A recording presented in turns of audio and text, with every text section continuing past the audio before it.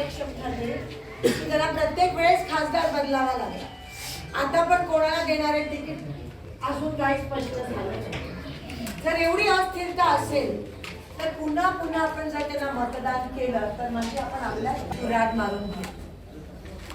ज्या थाटामाटात मोदीजी सत्तेत आलेले, तुम्हाला खरंच वाटलेलं की आपल्या खात्यात 15 लाख रुपये येतील, या बाबाला देऊन तर बघूया. पण ह्या बाबासारखी अवदसा या देशात कधीच आली नाही. त्यांनी आल्यापासून महागाई वाढली, त्यांनी आल्यापासून युवक अजून बेरोजगार झाले. तुम्हाला 2 कोटी देणार होते वर्षाला रोजगार, उलट बेरोजगारी वाढली. त्यांनी आल्यापासून शेतकऱ्यांच्या पिकाला भाव मिळाला नाही, पीक विमा थांबला, महिलांचं डोल थांबलं. त्यांनी आल्यापासून रेशन दुकानात माल मिळत नाही. त्यांनी आल्यापासून उजनीच्या पाण्याचं नियोजन होत नाहीये. त्यांनी आल्यापासून आरक्षण रद्द करायचं, आरक्षण द्यायचं तर सोडा, आरक्षण रद्द करायचं कट कारस्थान करतायत. आणि त्यांनी आल्यापासून आपल्या देशात कधी ना आलेला कोरोना आला. आणि कोरोना काय केलं, आपल्या घंट्या वाजवायला, ताटं वाजवायला. आता आई म्हणते ना, ताटं वाजवली तर अवदसा येईल, तसंच झालं. दुसरी लाट आली, दुसऱ्या लाटेत लोक गेले. सोलापूरचे खासदार 2दा निवडून गेले. आणि हे तर मी 10 वर्ष म्हणते, त्याच्या आधी 15 वर्ष बीजेपीचे खासदार होते. म्हणजे एकूण 25 वर्ष काँग्रेसपेक्षा जास्त बीजेपी सत्तेत होती सोलापूरमध्ये. काय केलं, जे काय केलं ते शिंदे साहेबांनी सोलापुरात. 10 वर्ष तुम्ही त्यांना दिली, पंतप्रधान ते, मंत्री ते, खासदार ते, आमदार ते, पण तुम्हाला काय 10 वर्षात काही मिळालं नाहीये, काहीही सोलापूरला मिळालं नाही. ती चिमणी पाडली.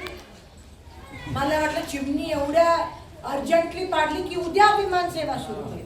अजून विमान सेवा सुरू, अजूनही ते बिचारे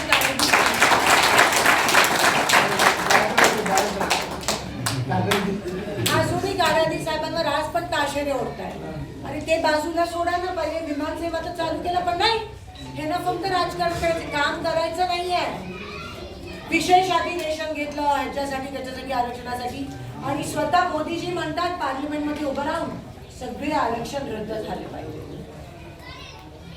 एवढं खोटं. म्हणजे एका हाताने देतात, द्यायचं ढोंग करतात, आणि दुसऱ्या हाताने मस्तपैकी स्वतःच्या खिशात घेतात.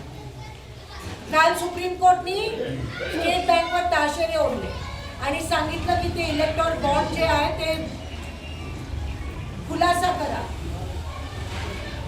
आणि खुलासा केल्यावर असं कळलं की 80% कंपनी ज्यांना ज्यांना मोदींनी टेंडर दिलेलं काम करायला, टेंडर दिल्यामुळे ह्या कंपनीनी मोदींना म्हणजे बीजेपीला पैसे दिले इलेक्शनसाठी, कोट्यावधी रुपये.